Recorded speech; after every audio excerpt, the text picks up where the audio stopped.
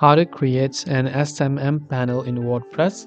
If you'd like to create an SMM panel in WordPress, it's actually quite very simple because we need a dedicated plugin in order to make this possible.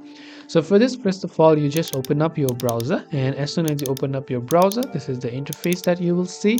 And from here, what you have to do is on the left hand side, you can see many different options from here. So what we have to do is go to the option called plugins, because we have to install a dedicated SMM plugin. Now in the search bar, just go ahead and then type in panel helper and then hit the search button. When you type in panel helper, you'll find this panel helper SSM panel API tool. So you have to actually install this, and after you install this, you will be able to configure the API settings of your SMM panel, and as a result, you'll be able to set it up.